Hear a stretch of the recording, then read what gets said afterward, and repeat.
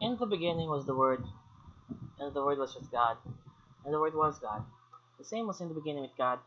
All things were made by him, and without him was made nothing that was made. In him was life, and the life was the light of men. The light shined in darkness, and the darkness did not comprehend it. There was a man sent from God, whose name was John. This man came for a witness, to give testimony of the light, that all men might believe through him. He was not the light, but was to give the testimony of the light. That was the true light, which enlightened every man that cometh into this world. He was in the world, and the world was made by him, and the world knew him not.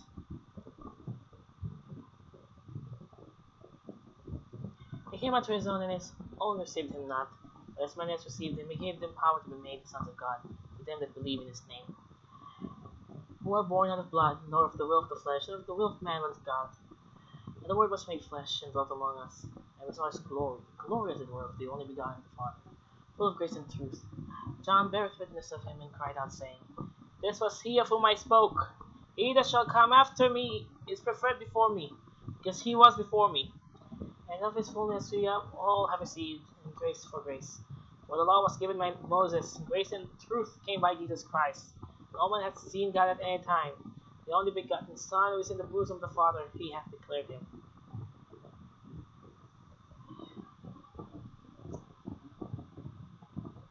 John chapter 1 verses 1 to 18. Good. Well, it's Merry Christmas to all you listening. And I don't know if it's already Christmas or Christmas has already happened, and they only have an hour to go for Sunday. But let us not bother. Let us not be bothered by this. For today is a wonderful time of this year where we commemorate the birth of our Lord and Savior Jesus Christ.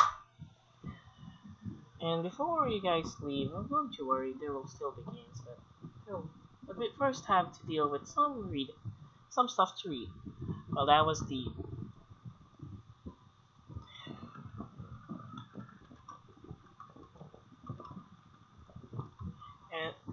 the for the biblical stuff.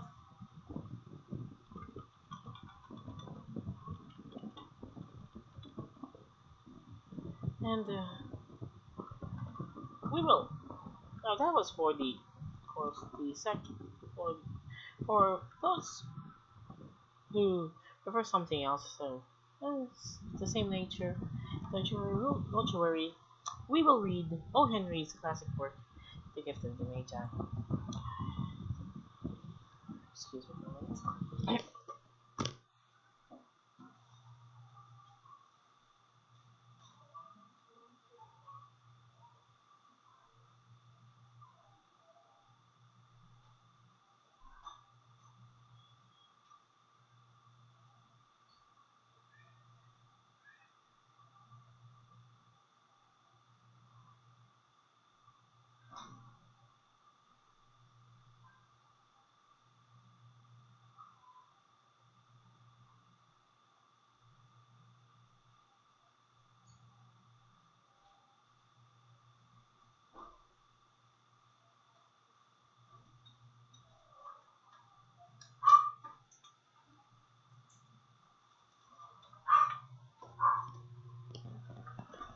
I will have to apologize if you people can probably I have a dog, right? Of course, everyone knows I have a dog, and some of you would have to deal with the bit of fact that he's okay. My cousin brought his own dog, and it seems like my dog's got the hots for that other dog. Alas, we must get out of the story, shall we?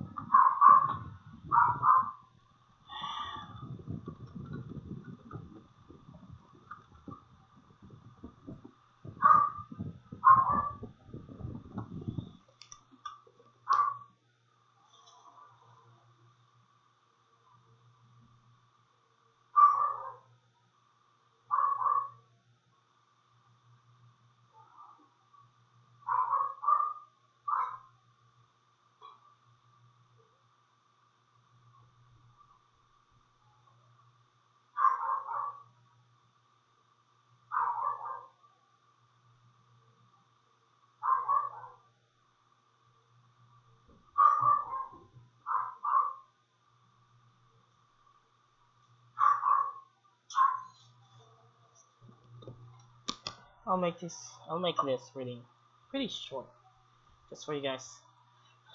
Gosh. So yeah.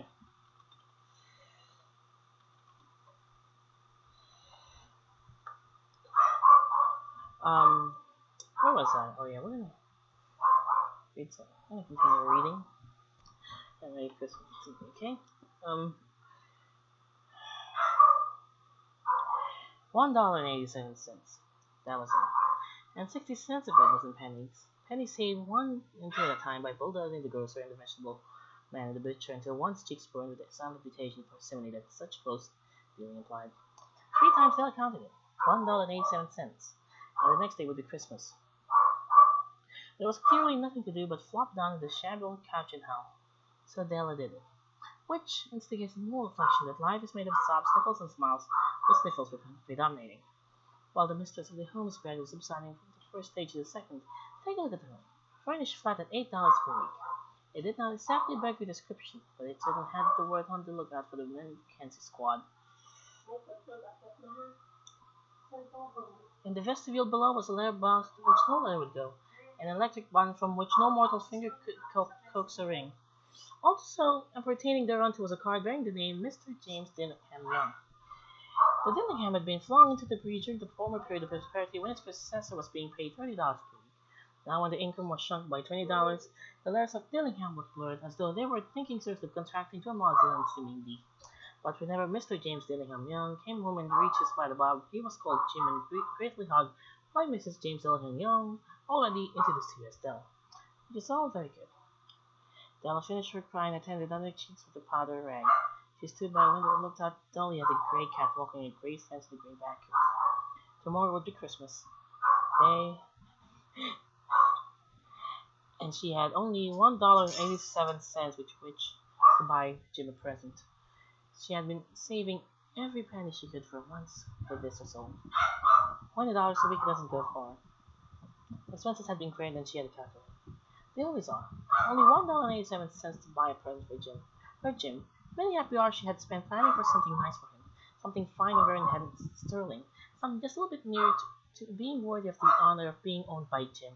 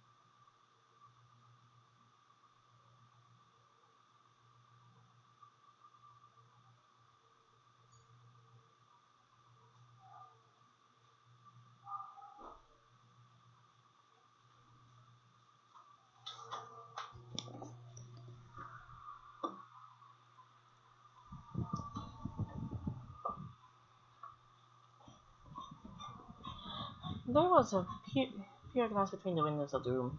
Perhaps you have seen a pier glass in an $8 flat. Very thin and agile person may, by observing its reflection in a rapid sequence of longitudinal strips, obtain a fairly accurate conception of his looks. Della, being slender, had mastered the art. Suddenly, she whirled from the window and stood before the glass. Her eyes were shining brilliantly, but her face had lost its color within 20 seconds. Rapidly, she pulled down her hair and let it fall to its full length. Now, there were 2 possessions of James Dillingham Young's in which they both took my pride. One was Jim's gold watch that had been his father's and his grandfather's. The other was Della's hair. Had the Queen of Sheba lived in the flat above the air shaft, Della would have let her hair hang out the window some day to try, just to depreciate her Majesty's jewels and gifts. Had King Solomon been the janitor with all his treasures piled up in the basement, Jim would have pulled out his watch every time it passed just to see him pluck at his brood from envy. So now Della's beautiful hair fell about her, rippling and shining like a cascade of brown waters. It reached below her knee and made itself almost a garment for her. And then she did it up again, nervously and quickly. Once she faltered for a minute and stood still while a tear or two splashed on the worn red carpet. On went her old brown jacket. On went her old brown hat, with a whirl of skirts and with a brilliant sparkle still in her eyes. She followed out the door and down the stairs to the street, where she stopped. The sign read, Mademoiselle Sophronie, hair goods of all kinds. One flight up Della ran and collected herself panting. Madame, large, too wide, chilly hair looked like Sophronie. "Would you buy my hair?" asked Della. "I buy hair," said Madame. "Take your hat and let's have a sight at the looks of it." Dan rippled the brown cascade. $20, said Madame, lifting the man to the prefect's hand. "Give it to me quick," said Della. And the next 2 hours will buy in rosy rings. Forget they had Jennifer. She was ransacking the stores for Jim's present. She found it at last. Sure, it had been made for Jim and no one else. There was no other like it in any of the stores, and she had turned all of them inside out. It was a platinum fob chain, simple and chaste in design, properly proclaiming its value by substance alone, not by meretricious ornamentation, as all good things should do. It was even worth the watch. As soon as she saw it, she knew it must be Jim's. It was like him, brightness and value. The description applied to both. $21 it took her for it, and she hurried home with the 87 cents. With that chain in his watch, Jim might be properly anxious about the time in any company. Grand as the watch was, he sometimes looked at it on the sly on account of the old leather stuff that he used in place of a chain. When Della reached home, her intoxication gave way a little to prudence and reason. She gathered her curling irons and lighted the gas and went to work preparing the ravages made by generosity added to love.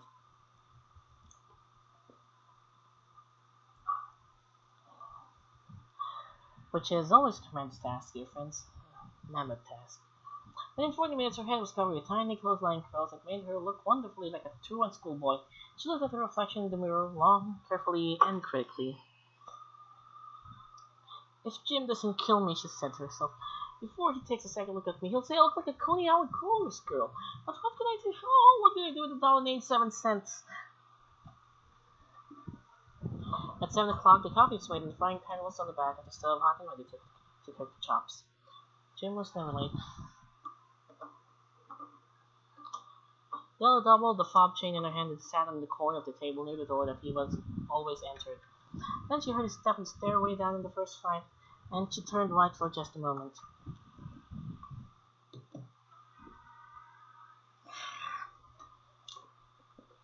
She had a habit of saying a little sound prayers about the simplest everyday things, and now she whispered, "Please God, make him think I'm still pretty."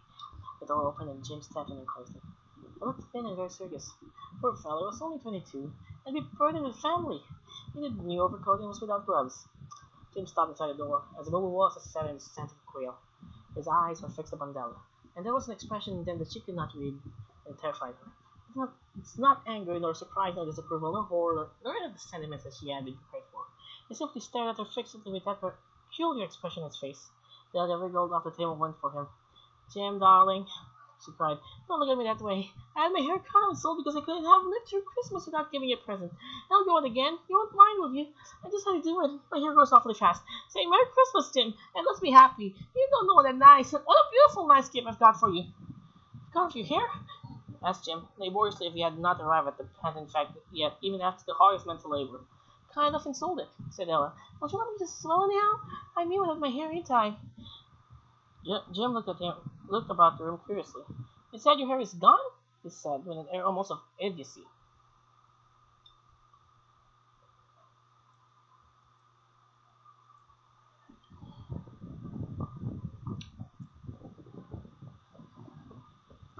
"You didn't look for it," said Ella. "It's sold, I'll tell you. Sold, gone too. It's Christmas Eve, boy. Be good to me, for it went for you. If the hairs my head were numbered." She went on with sudden serious sweetness. "But nobody could ever count my love for you. Shall I put the chops on, Jim?"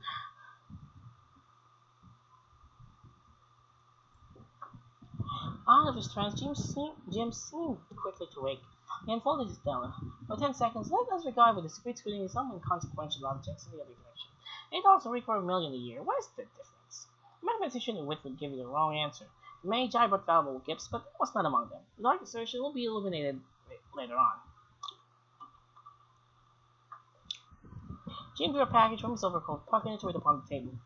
"Don't make any mistake, Dell," he said, "about me. I don't think there's anything in the way of a haircut or a shave or a shampoo to make me like my girl in the last.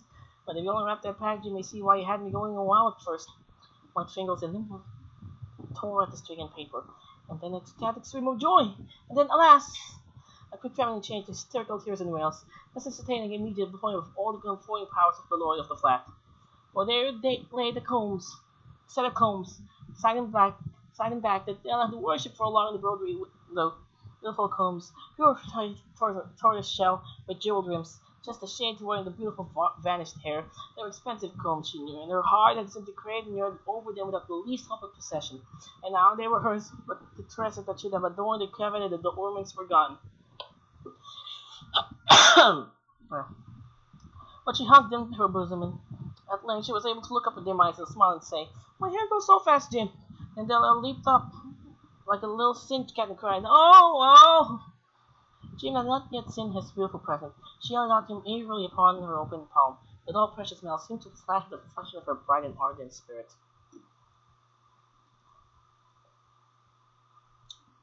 "Isn't it dandy, Jim? I hunted all over the town to find it. You'd have to look at the time 100 times a day now. Give me your watch. I want to see how it looks in it."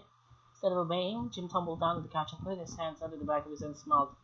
"Well," said he, "let's put the Christmas presents away and keep them a while. The tin I see is just a present. I sold the watch to get the money to buy your combs, and I suppose you put the chops on." The Magi, as you know, were wise men, wonderfully wise men, who brought gifts to the babe in the manger. They invented the art of giving Christmas presents. Being wise, the gifts were no doubt wise ones, possibly bearing the privilege of exchange in case of duplication. And here I have lamely related you the eventful chronicle of two foolish children in the flat who most unwisely sacrificed for each other the greatest treasures of their house. But in the last word to the wise of these days, let it be said that of all who give gifts, these two were the wisest. Of all who give and receive gifts, such as they are wisest. Everywhere they are wise. They are the Magi. Well, yeah, well, that's your story. The obligatory Christmas story and a true Christmas classic. So, how was your Christmas?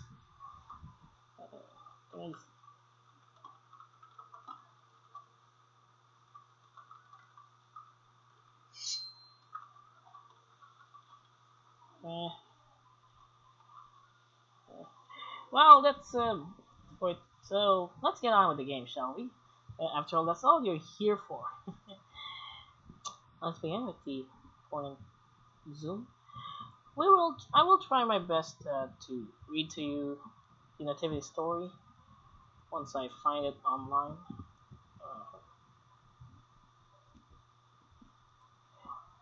For now, let us all read through it. I will try. I might read in different translation. The translation I used for the opening was just John chapter 1 verse 1 for today. For this Christmas is the Douarians. I will see. I hope the closest Bible I have is Reader's Translation. We will probably read that. But let's now get on with some gaming goodness.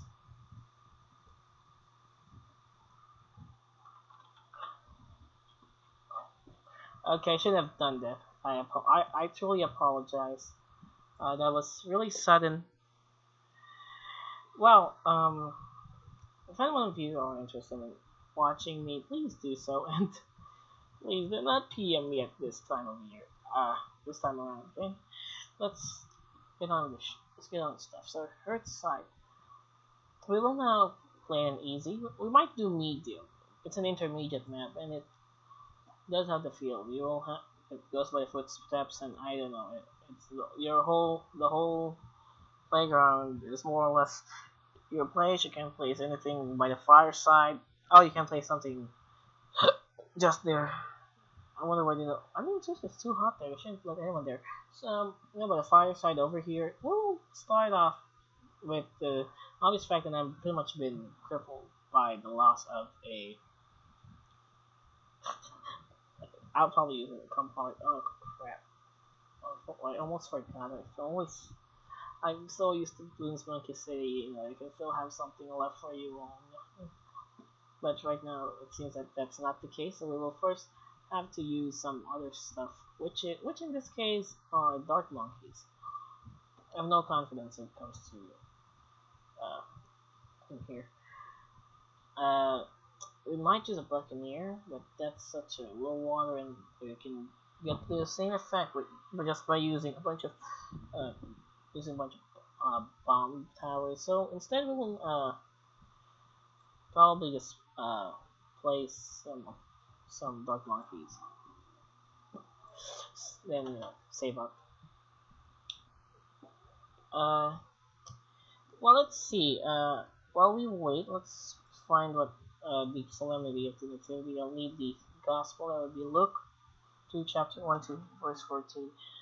I'm not really, I don't really like putting the text on stuff that I would read live online. And at this point, I mean the Dewey Rings, which I can. Well, I mean I am doing it right now. Believe it. I mean do Rings, yeah. But yeah, I think so. Yeah, either have to close the stuff here.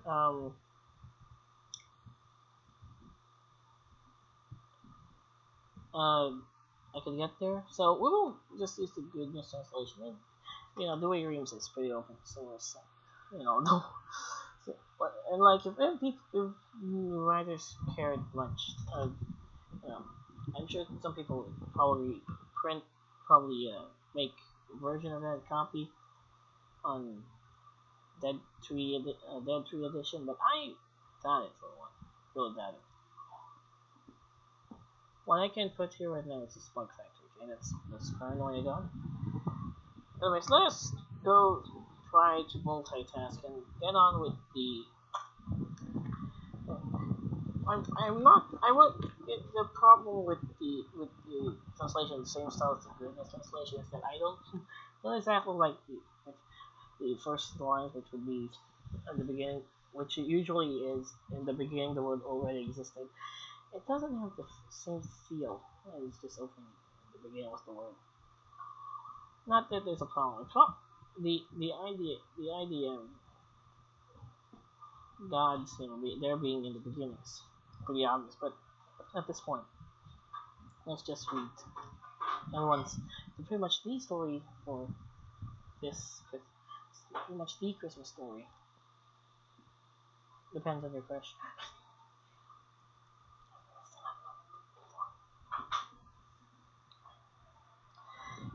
At that time, Emperor Augustus ordered a census to be taken throughout the Roman Empire. When this first census took place, Quirinius was the governor of Syria.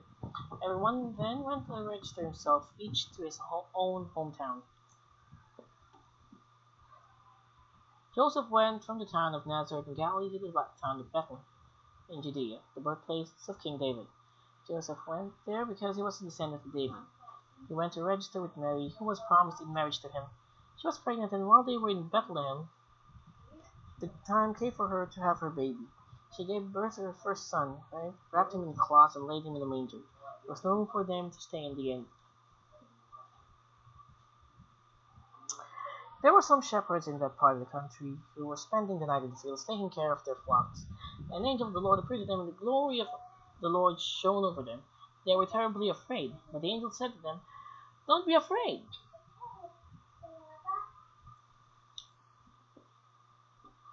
I am here with good news for you, which will bring great joy to all the people. This very day in David's town your Savior was born, Christ the Lord, and this is what will prove it to you. You'll find the baby wrapped in cloths and lying in a manger." Suddenly a great army of heaven's angels appeared with the angel, singing praises to God.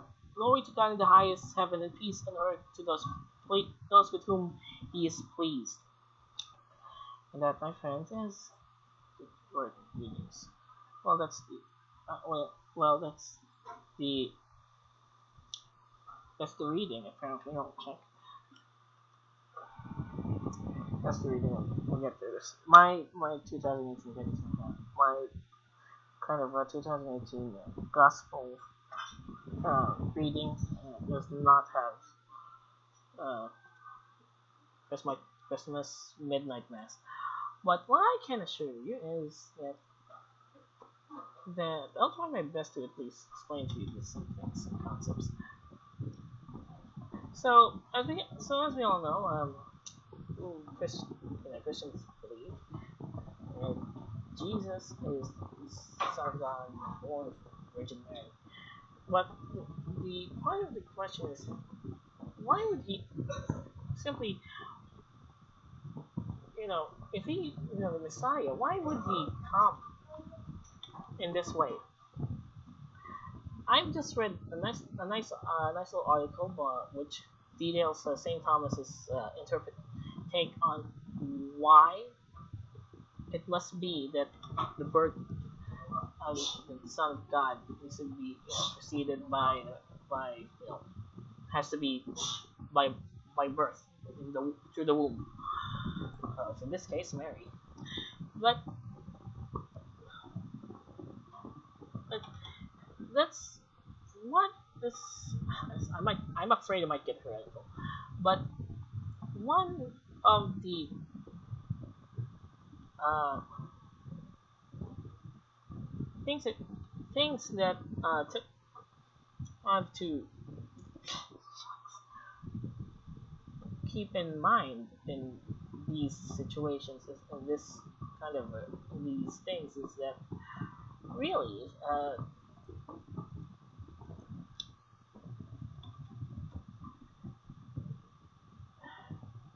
I'm so sorry, I can't find the words. It's that Christ is that in the much of the Old Testament is simply a lot of talking about God and people. Uh, God, but where's God? He's always depicted as some high above heavens, high above in the heavens, cloud, pillar of fire in the night. And there's even a thing wherein, if one sees his face, he will die. Something like that. This shows much of the Hebrew Bible, much of how God is described in the Hebrew Bible is really not only on how great he is, but how infinite. But not only that God is infinitely great in all aspects, but even in how. And in this case, infinitely. We cannot. There's no way that we will ever get to reach to him through any means. And people try, and that's what sin is. Generally, now if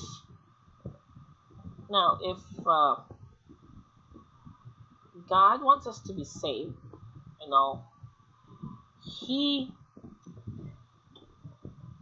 wants us to be saved. Then, instead of making things hard by having,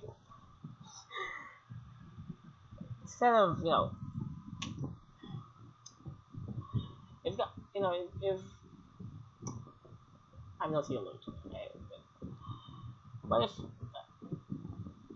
let's put it this way, trying to reach through God, trying to get through salvation, trying to get close to Him. It's impossible. It's infinite. It's there's a huge chasm. So what can God do? So what God did is He made Himself man. He made Himself man for all of us. Radical. Like the baby's crying.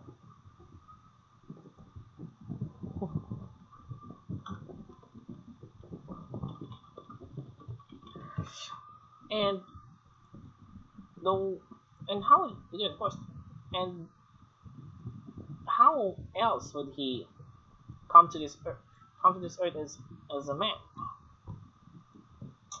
Well, any way He pleases. But no, He came onto this earth born. Born of a virgin. Now that's already something, something. Born of a virgin. It's even more astounding when this amazing birth is pretty much a fulfillment of the prophecy. Isaiah, and a virgin shall be born with child. But ultimately, what is his greatest? But all of these, all of these is nothing. This is pretty much he's born. Why is he born? He was born pretty much to become the ultimate the ultimate sacrifice to to absolve sin. Because remember that in the old Mosaic law, Judaism, Judah, Judah, Israel, etc., etc., etc. There's a lot of guidelines on what to sacrifice. That's the essence of Leviticus. That's like the beginning of Leviticus even. But you know, but even he said, these things, don't assure you the ultimate salvation. These things, all they're good and all, pretty much won't work. Unless of course it brings out, the only thing that can, only sacrifice will be worthy of that salvation, that will be himself. I'll be, in a sense, in his own son.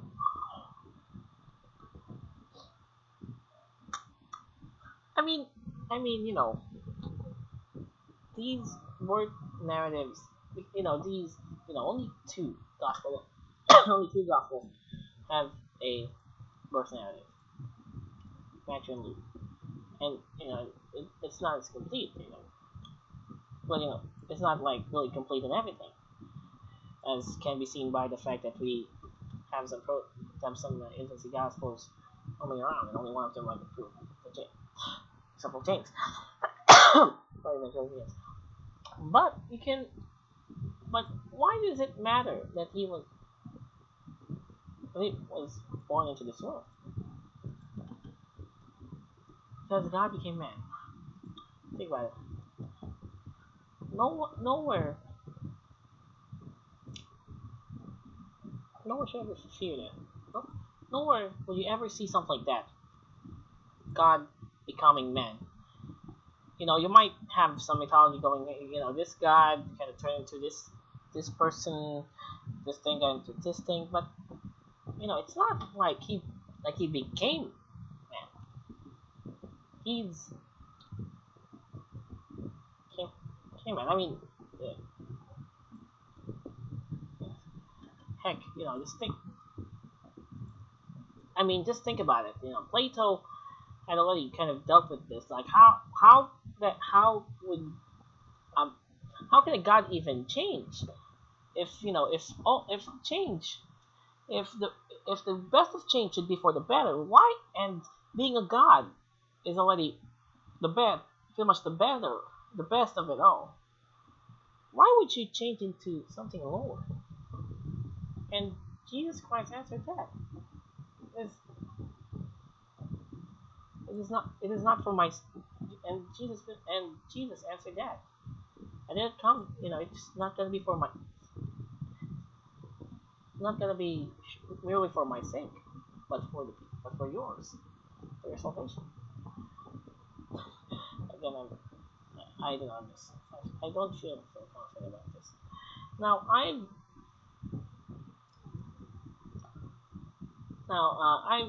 had some readings, only some listening to them, and another interesting thing is, the angel said, "Do not fear." Our Lord, this angel said, "Do not fear." Maybe, and the priest puts the message simply, as why there's nothing to fear for the Lord. Fear to the Lord, for He has come here as a child, saying, I'll be. Never. I don't know where I got. I forgot the homily, but He came. But He came. Jesus came as a child, a little baby. That's cute. Cute stuff. Just imagine that seeing this face of Jesus as a child. I lost some lies, but I'm babbling. I apologize if anyone is watching.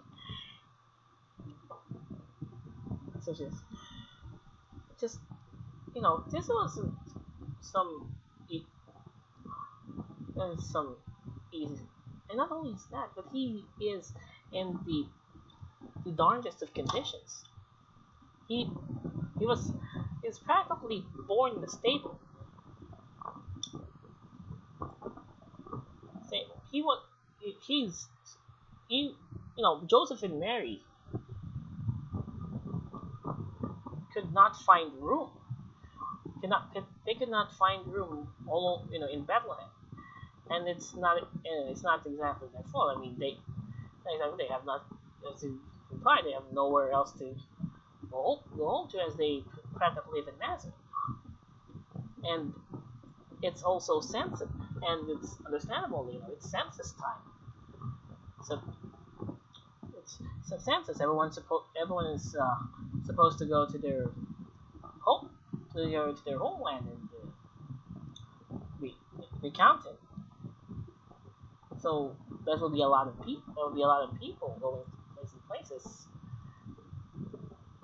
So no inn, no room at the inn. And where would they end up? Where would they end up? In someone's in the stable, and Jesus being born on a manger. I mean, you know what a manger is? It's a food trough. If you haven't really seen that in wooden manger, hay on top, and baby Jesus. Look at that. No, that's a food trough. I'll show you.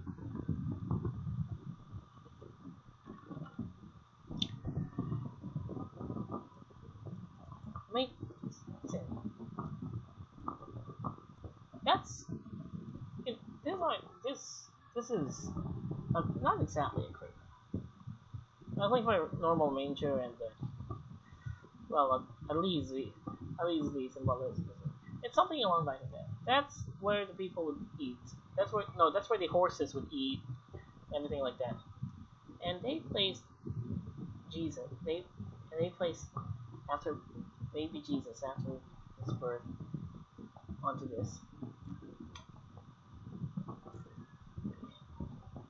He's placed there as food. He's there as food. So he's pretty much placed there, also the same receptacle for food. Doesn't that sound familiar? Doesn't that sound startlingly like anything? Before, years later, they would wait as apostles in the upper room. He would take bread and give thanks and say thanks. They would say, "This is my body." It's not. That's the word. Is. Ine.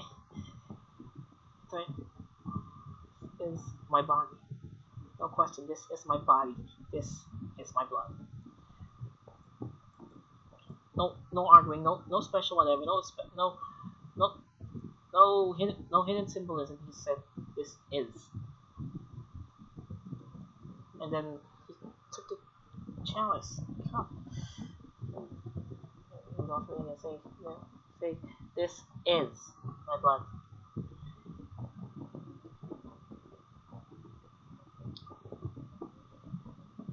And eventually he'd come. And eventually, his purpose would be fulfilled in his death, and subsequently would show his glory by his resurrection from death. Jesus Christ is such a blessed Savior. I'm live. Live ako. Live ako. And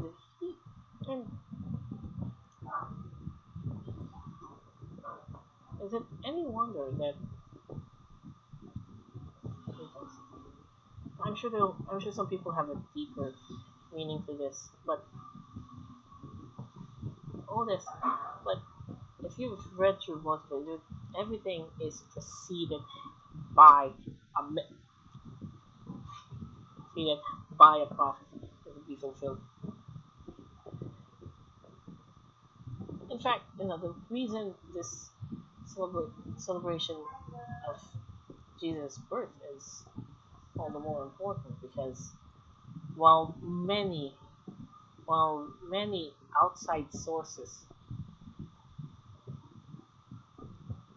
would pretty much say, so there's this guy, Jesus Christ, he was a prophet, and he did some great things, he was crucified this one time, and according to most accounts, he was, he apparently managed to live again after being dead. Clever, clever, smart Alec. Whoa, smart Alec, and his followers are now preaching around saying, "Hey, this guy's the guy." But heck, if you look, the four Gospels pretty much have that as the main thing. They might have different bits at the start, but at the end, he would come to Jerusalem. He would have dinner at the upper room. He would Jude. He would be taken as he was betrayed by Judas. He would die, of course.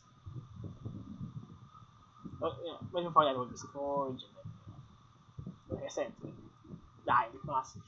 But eventually, that isn't the end of the story. No. Yeah. Two of his female followers came into this tomb to anoint him with spice, to anoint his spot, some more in this empty. And then the apostles find out, and they see him, and the disciples and the followers see him, in his full glory, from death, and eventually he returns to the Father up here, up there, the Father. When will he come? We don't know. That's what we're waiting for. That's the expectation. That's also what Christmas is about. It's about Advent. As we wait for Christ's second coming, we will have to take our cues from Christ's first coming.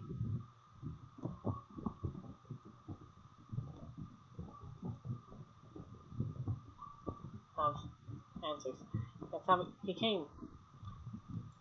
Now he comes now in the second time come again to judge. He'll come in his full glory. In judgment. But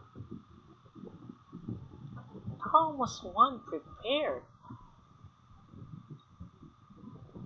How was one prepared for that? Well, let's take our lesson from the people.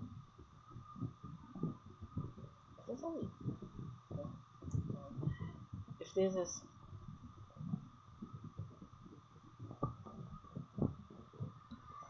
he's just alive. Where would we get our cues again? From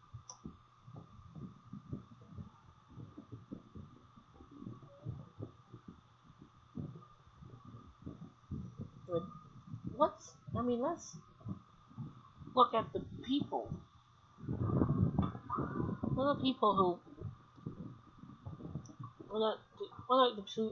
the other people who came on to Jesus as a child. First, we have Matthew has the Magi. The Magi as the Magi being following a star, and that led them to Herod. And Herod simply says, And after having promised to the child, sorry, promised to start appeared once more, and then and they eagerly followed the star. They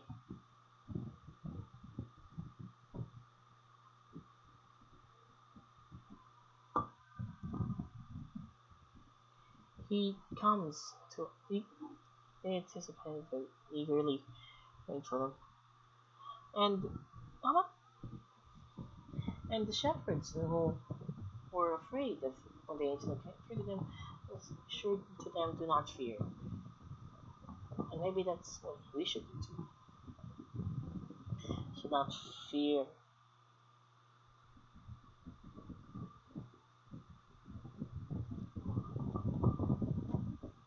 And here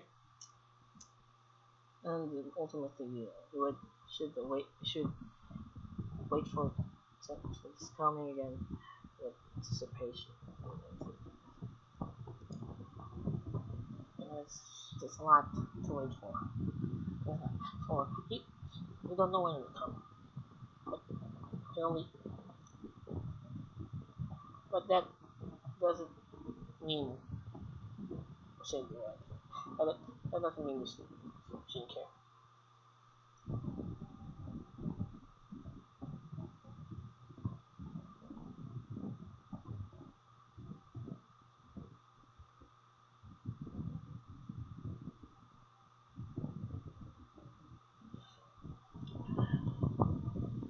Well, in the end, I don't know what you think, but what I think about really is I should really brush up on the thing on my theology. I mean, I might get an idea what I'm talking about, but I might not. But you know, the the ultimate goal really is that our 11, that we should that Christ has come to save us all, and really this isn't real. And really, for Catholics, isn't really the grand event in Christian life. That would be Easter, the time when Jesus conquered death for our salvation. I'll get to more ramblings soon. Anyway, for now, I have a game in here. Let's do it. Oh crap! Well, I died. Oh, that's how it works. Okay, that was utterly. I didn't expect this thing to have something like that. Maybe I should have. I'm so afraid that my leaps would turn out quite so frigging wrong. But this is.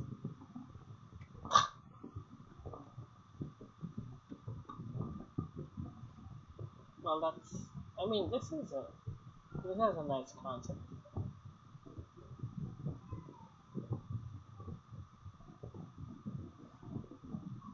Clear all the dark. Of course, that won't work. There we go. Now, what is the reason for it? So once again, let me remind you all that Christ is the reason for the season. Oh man, it reminds me of the whole War on Christmas thing. I don't exactly have like any serious thoughts when it comes to like the war on comes to the war on Christmas, but people, but there have been some some some hardcore types there. I apologize for that. Oh Christ. There we go. But what? But here's the idea. Hope I get this right. What if? But here's the idea. I mean, you have to understand why some people are like no, mostly Protestants, really, like aren't exactly fine with the Happy Holidays thing. No, because that seems like a sad appropriate, like a very